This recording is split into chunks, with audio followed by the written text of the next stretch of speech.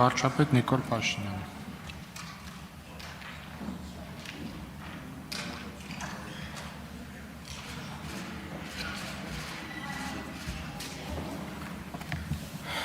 Շնորհակալ եմ շատ։ Ազգային ժողովի նախագահի հարգելի տեղակալ, ազգային ժողովի հարգելի պատգամավորներ, կառավարության հարգելի անդամներ, հարգելի ներկաներ, սիրելի ժողովուրդ։ Նախ ուզում եմ ազգային ժողովի բոլոր պատգամավորներից շնորհակալություն հայտնել հետաքրքիր քննարկումների համար, որոնց ամբողջ ընթացքում ըստ էության ներկա էի։ Ելույթների ընթացքում բազմաթիվ հարցեր բարձրացվեցին, քննադատություններ հնչեցին, որոնք արժանի են կոնկրետ արձագանքի։ Բայց իմ հատուկ ուշադրությունը գրավեցին եւ հիմնականում պիտի արձագանքեմ այս անգամ միայն այն ելույթներին, որոնցում կամ կամահարանքով, կամ քննադատորեն, կամ որպես համաձայնություն, կամ որպես աջակցություն ասվում էր, թե կառավարությունը կենտրոնացած է կամ իրականացվում է պետության կառուցման կամ կայացման կամ զարգացման քաղաքականություն ու ռազմավարություն։ Անկախ նրանից, թե ինչ տոնայնությամբ կամ ինչ երանգավորվամբ էր դա ասվում, պիտի ընդգծեմ, որ իսկապես պետականության կառուցումը այսօր մեզ համար բացարձակ առաջնահերթություն է։ Բայց ինչ է սա նշանակում, ինչ կարող է սա նշանակել անկախության 34-րդ տարում։ Միթե անկախությունից 34 տարի անց պետականության կառուցումը դեռ կարող է լինել առաջնահերթություն։ Այո, որովհետև այստեղ խոսքը ոչ միայն ինքնին պետության, այլև նրա էության, նպատակի ու բովանդակության մասին է։ Այս թեմային իրականում անդրադարձել եմ դեռ նախորդ տարվա զեկույցի քննարկման ժամանակ, իրական Հայաստանի եւ պատմական Հայաստանի մասին իմ ելույթում, բայց ընթացիկ քննարկումն ինձ համար ակնհայտ դարձրեց, որ թեմայի եւս մեկ շերտի անդրադառնալու, եւս մեկ շերտ պարզաբանելու հույժ անհրաժեշտություն կա, եւ դա կապված է Երրորդ հանրապետության բովանդակային էության հետ։ Խնդիրն այն է, հարգելի ներկաներ, որ 1980-ականների վերջին Հայաստանի անկախության գաղափարը գեներացվել է ոչ թե հանուն անկախության ու պետականության, այլ հանուն Ղարաբաղի խնդրի լուծման։ Այսինքն, մենք անկախ պետություն ստեղծել ենք ոչ թե ավելի լավ կյանքի, այլ Ղարաբաղի հարցի համար։ Քաղաքական իրողություն է սա, ինչը հաստատվում է հետազոտություններով։ 1989 թվականին անկախության գաղափարը գերակշռել է այն բանի արդյունքում, որ Ղարաբաղ կոմիտեն կորցրել է ԽՍՀՄ իրավակարգի շրջանակում Ղարաբաղի հարցը լուծելու հույսը եւ ինչպես ասել է Ղարաբաղ կոմիտեի առաջնորդներից մեկը, անկախությունը հարկավոր է Ղարաբաղի հարցի լուծման համար։ Իհարկե անկախության հռչակումից ու ձեռքբերումից հետո պետականության կայացման օրակարգը գոյություն է ունեցել միշտ, բայց շուրջ 30 տարի մենք կառուցել ենք պետության մի մոդել, որը հիմնականում եւ առավելապես նվիրված է եղել Ղարաբաղի հարցի լուծմանը, Ղարաբաղյան շարժմանը եւ հանուն դրա ամեն ինչ զոհաբերելու տրամաբանությանը։ Սա չեմ ասում որպես քննադատություն, այլ ասում եմ որպես իրողություն, որովհետև մենք բոլորս կամ առնվազն մեծամասնությունը հաշտ ենք եղել այդ մոդելի եւ նպատակադրման հետ։ Ինքս էլ լիարժեք կերպով հաշտ եմ եղել այդ մոդելի հետ, մինչև այն պահը, երբ որպես Հայաստանի Հանրապետության վարչապետ փաստերին ու տեղեկություններին հասանելիություն ստանալուն զուգընթաց, կամաց, քայլ, սկզբից աղոտ, ապա եւ առարկայորեն հասկացել եմ, որ եթե մեզ համար անկախությունը, պետականությունը միջոց են Ղարաբաղի հարցի մեր պատկերացրած լուծման համար, մի շարք արտաքին դերակատարների համար Ղարաբաղի հարցը միջոց է մեր անկախությունը, պետականությունը, զարգացումը, բարեկեցությունը թույլ չտալու, ապա եւ մեր պետականությանը վերջ դնելու համար։ Այդ վերջնանպատակի իրագործումը մեկնարկած է եղել արդեն 2018 թվականին։ Այդ նպատակի իրագործումը եզրափակիչ փուլ մտավ 2020-ի սեպտեմբերին եւ գագաթնակետին հասավ 2021 թվականի մայիսին եւ այդ վերջնանպատակը գործակիցներ ունի նաեւ Հայաստանում եւ այդ գործակիցները կարծում են, որ Ղարաբաղի հարցն է կարևոր եւ ոչ թե անկախությունն ու պետականությունը։ Դաշնակցության այդքան քննարկված 004 շրջաբերականը, հոգևոր հայտնի անձանց այստեղ մեջբերված հարցազրույցները, Հայաստանի նախկին ղեկավարության հայտարարությունները այս ծիրի մեջ են, այս տրամաբանության մեջ։ Այսօր ահա գաղափարական այս դարակազմիկ բախման երկրորդ արարն է տեղի ունենում։ Կառավարող մեծամասնությունը, անձամբ ես, ասում ենք, որ Ղարաբաղյան շարժումը շարունակելու ցանկացած փորձ կործանարար է, որովհետև այն եղել եւ լինելու է գործիք Հայաստանի պետությունը, անկախությունը, ինքնիշխանությունը թույլ չտալու համար։ Մենք սա ցավոք շատ ուշ ենք հասկացել։ Իսկ ընդդիմությունն ըստ էության ասում է, որ Հայաստանի պետականությունը մի նպատակ եւ իմաստ է ունեցել եւ ունի։ Ղարաբաղյան շարժում, Ղարաբաղի հարց, ուրեմն Ղարաբաղյան շարժումը պետք է շարունակել, անկախ նրանից, թե դա ինչ հետևանքներ կունենա։ Բայց ես ոչ միայն համաձայն չեմ այս տեսակետի հետ, այլև մեր կառավարման 7 տարիներին ետ նայելով արձանագրել եմ մի բան, որ հիմա արդեն կարող եմ բարձրաձայնել։ 2018 թվականի ժողովրդական ոչ բռնի Թավշյա հեղափոխությամբ Հայաստանի կառավարման ղեկին հայտնված քաղաքական թիմը դաժան փորձությունների ու հարվածների տարափի ներքո ինտուիցիա եւ արիություն է ցուցաբերել, կարողանալով քայլ առ քայլ, կտոր առերեսվել այն փաստի հետ, որ Ղարաբաղյան շարժումը օբյեկտիվորեն վաղուց ավարտվել է եւ այն շարունակելու մեր հավաքական ջանքը ընդհանրապես օգտագործվում է Հայաստանի առանց այն էլ թուլացած անկախությունն ու պետականությանը վերջ դնելու համար։ Ու այս իրողությանն առերեսվելով կառավարող մեծամասնությունը որդեգրել է մի ռազմավարություն, համաձայն որի Հայաստանի Հանրապետությունը ոչ թե Ղարաբաղի կամ ինչպես ասում են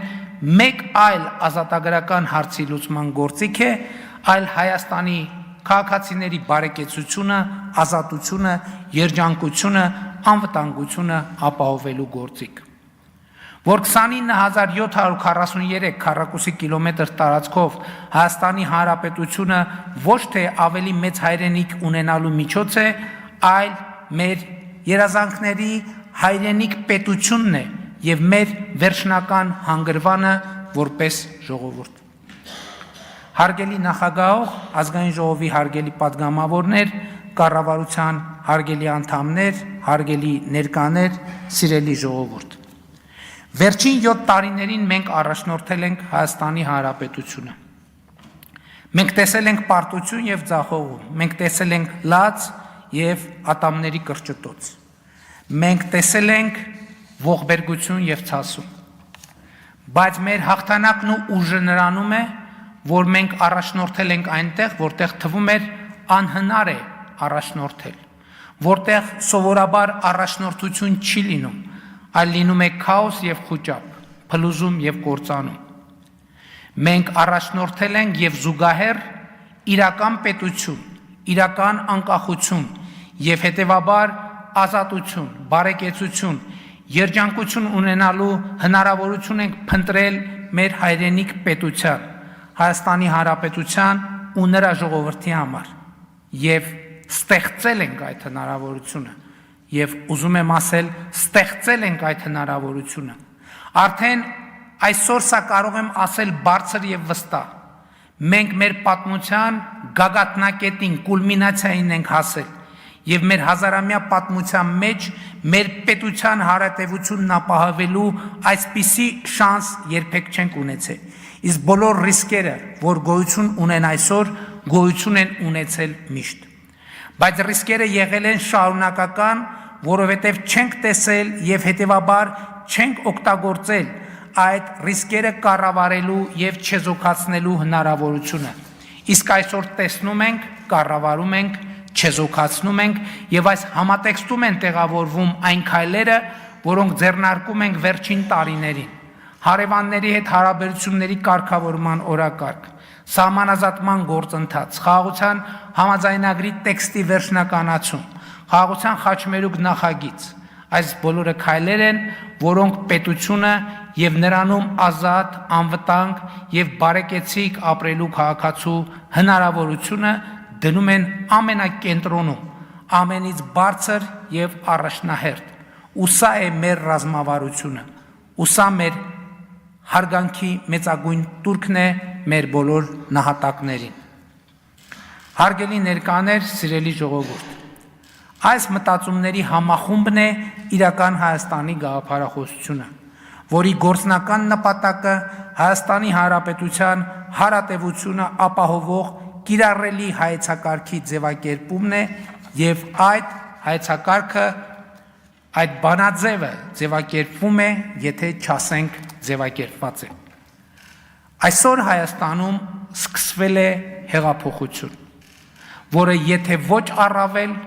առնվազն նույնքան կարևոր է, որքան 2018 թվականի ժողովրդական ոչ բռնի Թավշյա հեղափոխությունը, եւ այդ հեղափոխությունն էլ է ավարտվելու ժողովրդական հաղթանակով։ Տեղի է ունենում իրական Հայաստանի սոցիալ-հոգեբանական հեղափոխությունը։ Այդ հեղափոխության առանցքային արձանագրումն այն է, որ վերջին մի քանի հարյուրամյակներում առաջին անգամ միջազգայինորեն ճանաչված մեր պետությունը եւ մեր հայրենիքը նույնական են, մեր հայրենիքը Հայաստանն է։ Պետությունը, որում ապրում ենք, նույնպես Հայաստանն է։ Ընդդիմությունը այդպես էլ չի ընդունում սա, չի հասկանում, թե ինչ է նշանակում հայրենիքը պետությունն է կարգախոսը եւ ինչ բացատրություն ունի։ Իսկ բացատրությունն այն է, որ վերջին առնվազն 6 դարում մենք ապրել ենք մի իրավիճակում, երբ մեր հայրենիքը եղել է Հայաստանը, իսկ պետությունը Պարսկաստանը։ Հայրենիքը եղել է Հայաստանը, պետությունը Օսմանյան կայսրությունը։ Հայրենիքը Հայաստանը, պետությունը ռուսական կայսրությունը։ Հայրենիքը Հայաստանը, պետությունը Խորհրդային Միությունը։ Եվ ինչպես Պարս թվարկումը ցույց է տալիս, պետությունը հիմնականում ատելի է եղել մեզ համար, իսկ հայրենիքը սիրելի ու խեղճ ու կրակ։ Ու այս սոցիալ հոգեբանությունը մեզ համար դարձել է ձեռքբերովի ռեֆլեքս, ատելություն պետության եւ նրա ատրիբուտների ու կառուցակարգերի նկատմամբ, հուսահատ եւ անկանոն սեր հայրենիքի նկատմամբ։ Սա է պատճառը, որ ընդդիմությունը հուսահատ աղաղակում է. ժողովուրդ, հասեք, սրանք բյուջե են լցնում, որովհետև բյուջեն եւ հարկը պետական ու պետության ատրիբուտ են եւ հետեւաբար ենթագետակցորեն կամ ձեռքբերովի ռեֆլեքսի համաձայն ատելի։ Նրանք չեն ուզում, որ այստեղ պետություն լինի։ Նրանք ուզում են, որ այստեղ լինի հայրենիք, որովհետև հայրենիքը պետական սահման չունի, իսկ պետությունը ունի։ Հայրենիքը քրեական եւ քաղաքացիական օրենսգիրք չունի, իսկ պետությունը ունի։ Հայրենիքն ի վերջո հարկային օրենսգիրք չունի, իսկ պետությունը ունի։ Հայրենիքը քաղաքացիություն ու քաղաքացիական պատասխանատվություն չունի, իսկ պետությունը ունի։ Եվ այսօր ոչ թե մեր կառավարության, այլ պետության նկատմամբ ռելիկտային ատելությունն է դրսևորվում ընդդիմության խոսույթում, որովհետև իրական Հայաստանի հեղափոխությունն ասում է. հայրենիքը պետությունն է, սիրում ես հայրենիքդ, ուժեղացրու պետությունը։ Ոմանց համար սա ատելի կարգախոս է, որովհետև կենացային հայրենասիրությունը գործնական եւ ամենօրյա հայրենասիրության փոխարինելու հրամայականի առաջ է կանգնեցնում բոլորիս, որովհետև մեզ դուրս է դնում Սան Ստեֆանոների եւ Բերլինների կոնֆերանսներում թղթե շերեփով դռների տակ կուչ եկած ուրիշների կողմից մեր ճակատագրի որոշմանը սպասողի կարգավիճակից ու մեզ պարտադրում է սեփական կարգավիճակը որոշողի բարդ, դժվար, երբեմն աներևակայելի, բայց հայրենիք պետությունը, նրա հարատևությունը, նրա քաղաքացիների անվտանգությունն ու բարեկեցությունը որպես նպատակակետ ունեցող որոշումներ։ Եվ այո, 2018 թվականից մեր բոլոր ռազմավարական որոշումները եղել են այդպիսին եւ այո դրա շնորհիվ այսօր մենք պետություն ունենալու այնպիսի շանս ունենք որ չենք ունեցել երբեք ու ասում եմ ամենապատասխանատու կերպով ինչ է պետք անել ուրեմն այդ շանսը օգտագործելու համար նախ պետք է հաղթահարել պետության նկատմամբ այդ ռելիկտային մնացորդային ատելությունը,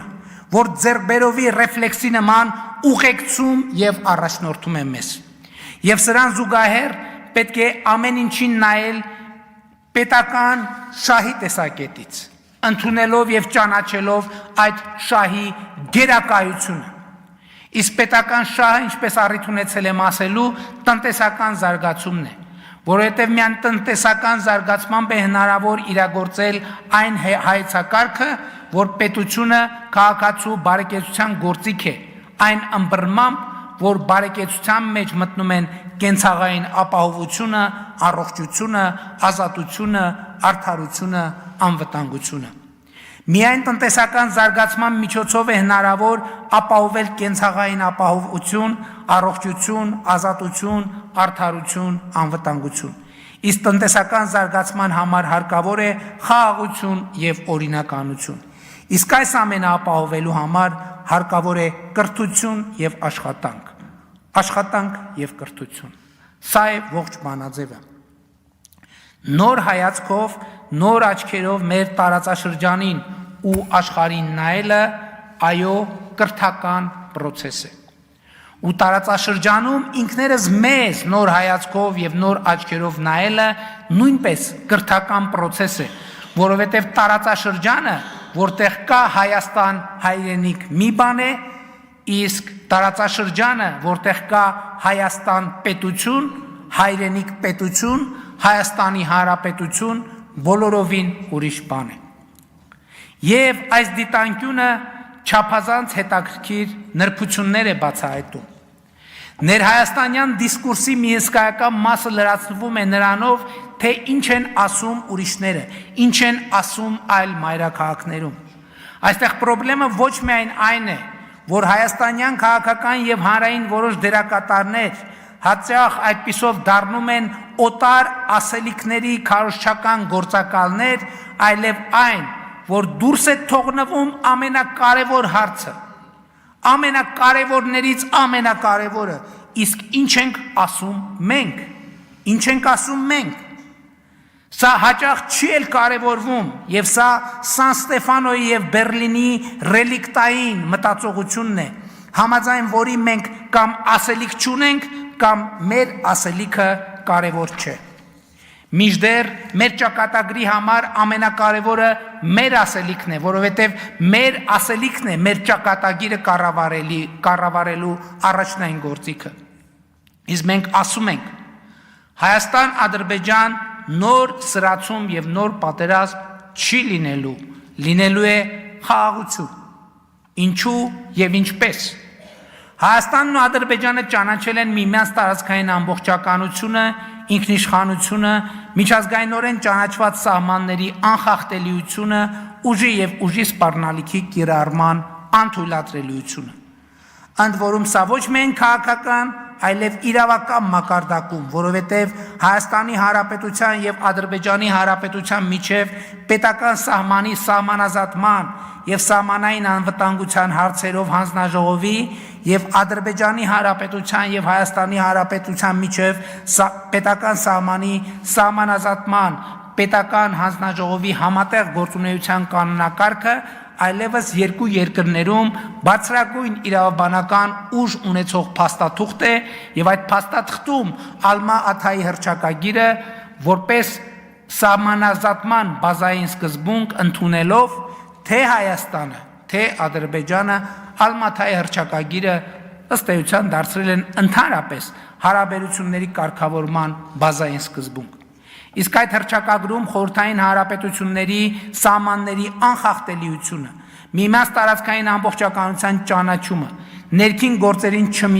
չմիջամտելը, ուժի եւ ուժի սպառնալիքի չկիրառումն են բազային սկզբունքներ։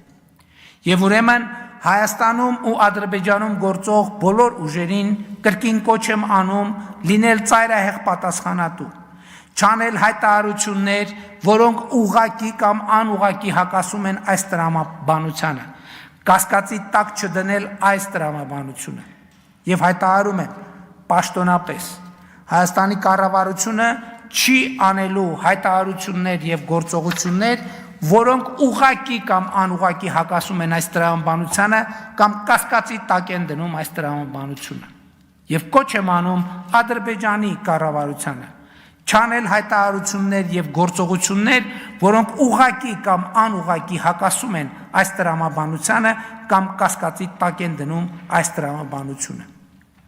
Հայաստանը եւ Ադրբեջանը միմյանց միջև խաղաղության եւ միջպետական հարաբերությունների հաստատման մասին համաձայնագրի նախագիծը համաձայնացրել են նախագծի համաձայնեցման շուրջ բանակցությունները ավարտել եւ ինչպես ցույց տվեցի ապրիլի 15-ի իմ զեկույցում համաձայնագրի ստորագրման համար որևէ խոչընդոտ չկա համաձայնագրի տեքստը համաձայնեցված է Մոռացեք Հայաստան-Ադրբեջան էսկալացիայի եւ պատերազմի մասին։ Հարավային Կովկասի պատմության նորեջը պիտի բացենք միասին եւ մենք պատրաստ ենք միաժամանակ ստորագրել խաղաղության համաձայնագիրը եւ Մինսկի խմբի կառույցները լուծարելու մասին Հայաստան-Ադրբեջան համատեղ դիմումը ԵԱՀԿ-ին։ Ասեմ նաեւ, որ տարածքային ամբողջականության, սահմանների անխախտելիության Միմյանց ներքին գործերին չմիջամտելու, ուժի եւ ուժի սպառնալիքի չկիրառման սկզբունքները ընկրած են նաեւ մեր մյուս հարևանների հետ մեր հարաբերությունների մասին մեր պատկերացումների հիմքում։ Բայց ուզում եմ բոլորիդ ուշադրությունը հրավիրել այն փաստի վրա, որ միայն ու միայն մեր հարևանների տարածքային ամբողջականությունը, ինքնիշխանությունը, սահմանների անխախտելիությունը ճանաչելով է, որ մենք ինքներս կճանաչենք Հայաստանի Հանրապետության տարածքային ամբողջականությունը, ինքնիշխանությունը, սահմանների անխախտելիությունը եւ սա է պետության ու ապապետության դիտանկյունների միջև տարբերությունը եւ սա է այն փոփոխությունը, այն կրթությունը, այն վերափոխումը, որ մենք բերել ենք ու բերում ենք Հայաստանի։ Սա է հայրենիքը պետությունն է, սիրում ես հայրենիքդ ուժեղացրու պետությունդ սկզբունքի գործնական իրագործումը։ Սա է այն սկզբունքը, որ բարեկեցությունը հնարավոր է դարձնում Հայաստանի Հանրապետությունում։ Հարգելի նախագահող, ազգային ժողովի հարգելի պատգամավորներ, կառավարության հարգելի անդամներ, հարգելի ներկաներ, սիրելի ժողովուրդ։ Այստեղ հնչած եւ ոչ մի քննադատություն ես ականջի կողքով չեմ անցկացնում, անկախ նրանից որքանով է արդար եւ որքանով անարդար, որքանով է հիմնավոր եւ որքանով մտածածին, որքանով է ամբողջական եւ որքանով պռատ։ Բայց նաեւ չեմ կարող չկիսել իմ համոզմունքը, որ կառավարման ոլորտում, հանրային եւ տնտեսական կյանքում դատաիրավական համակարգում մեր ունեցած բազմաթիվ խնդիրներ կապվում են նաև գաղափարական, կրթական, սոցիալ հոգեբանական այն համակարգերի հետ, որ գերիշխել եւ դեռ գերիշխում են մեզանում, որը տեղավորվում է հայրենիք եւ պետություն հասկացությունների վերը նկարագրված հարաբերությունների եւ ներհակությունների համատեքստում։ Մենք հաճախ չենք տեսնում այդ գերիշխանությունն ու ազդեցությունը, դրա պատճառահետևանքային կապը մեր արարքների ու գործելակերպի հետ։ Մենք չենք տեսնում կապը մեր ամենօրյա խոսույթների եւ արտաքին միջավայրում մեր շուրջը խմորվող process-ների միջև։ Իսկ այդ կապը կա, ամեն օր է, ուղղակի է եւ խնդրեմը դրա գոյությունը չէ, այլ մեր չիմացությունը այդ կապերի փոխազդեցությունների, ռիսկերի եւ դրանք կառավարելու հնարավորությունների մասին։ Եվ ուրեմն ո՞րն է սրա լուծումը։ Այս հարցի լուծումը նույնպես արտահայտված է իրական Հայաստանի գաղափարախոսության նախագծում, որտեղ ասվում է. վերափոխումը ոչ միայն ամոթալի չէ, այլև կենսական անհրաժեշտություն է։ Վերափոխումը կենսունակության առանցքային պայման է, ինչպես անհատը, այնպես էլ հանրությունն ու պետությունը պետք է ռեֆլեքսիայի հմտությունը խորացնեն միջև գենետիկ մակարդակ։ Ճշմարտությունը, որը չի ենթարկվել ռեֆլեքսիայի, այլևս ճշմարտություն չէ։ Նպատակը, որը չի ենթարկվել ռեֆլեքսիայի, ինքնանպատակ է։ Համոզմունքը, որը չի ենթարկվել ռեֆլեքսիայի, նախկինից մնացած տպավորություն է։ Իդեալը, որը չի ենթարկվել ռեֆլեքսիայի, թերի է։ Հարափոփող կյանքում կենսունակ լինելու միակ բանաձևը ռեֆլեքսիան է, ինքնահայեցումը, փոխվելու եւ վերափոխվելու ընդունակությունը։ Սիրելի հայրենակիցներ, հարգելի գործընկերներ, աշխարհը ամենօրյա ռեժիմով փոխվում է եւ եթե չկարողանանք հարմարվել փոփոխվող աշխարհին, պարզապես դուրս կմնանք նրանից։ Կառավարության եւ կառավարող մեծամասնության առաքելությունը ահա սա է. առաջնորդել կենսական այն վերափոխումները, որոնք հիմնվելով մեր ազգային արժեքների վրա մեր պետությունը կդարձնեն առավել կենսունակ, ճանապարհ բացելով նրա երջանիկ ապագայի համար։ Իհեճուկս այստեղ հնչած բոլոր քննադատությունների հենց սա է տեղի ունենում այսօր Հայաստանի Հանրապետությունում։ Ավելին ասեմ, Հայաստանում այսօր տեղի ունեցող բոլոր իրադարձություններից սա կարևորագույնն է եւ այստեղ բացրացված հարցերի մի զգալի մասի խորքային լուծումը կապում եմ հենց այս գործընթացի հետ։ Իսկ քննարկումների ընթացքում ընդդիմության մեր գործընկերները ամեն ինչ արեցին պետականակենտրոն բարեփոխումների նկատմամբ նյարդ եւ վախ ներշնչելու համար Հայաստանի Հանրապետության քաղաքացիներին։ Նյարդ ներշնչեցին անշարժ գույքի հարկի նկատմամբ, չնայած ինչպես ցույց տվեցի, առանց այդ հարկերի որևէ քաղաքացու բարեկեցություն հնարավոր չէ։ Նյարդ ու զզվանք ներշնչեցին թափանցիկ ու հաշվետվողական գործելակերպի նկատմամբ, չնայած առանց դրա հանրային միասնություն ու սոցիալական արդարություն հնարավոր չէ, պարզապես անհնար է։ Վախ ներշնչեցին համընդհանուր հայտարարագրման նկատմամբ, չնայած այդ համակարգը կարիքավոր մարդուց ոչինչ չի վերցնում, այլ միայն տալիս է տասնյակ միլիարդ դրամներ իր առողջապահության եւ կրթության գործում ներդնելու համար։ Վախ ներշնչեցին պետության նկատմամբ, բայց մեր ժողովուրդը չի կարող վախենալ սեփական պետությունից։ Մեր ժողովուրդը չի կարող վախենալ իրական Հայաստանի գաղափարախոսությունից, որովհետև իրական Հայաստանի գաղափարախոսությունը ասում է Հայաստանի Հանրապետության քաղաքացի, պետությունը դու ես Հայաստանի Հանրապետությունը, փառք նահատակներին եւ կեցցե Հայաստանի Հանրապետությունը։ Շնորհակալ եմ։ Շնորհակալություն, հարցի քննարկումն ավարտվեց։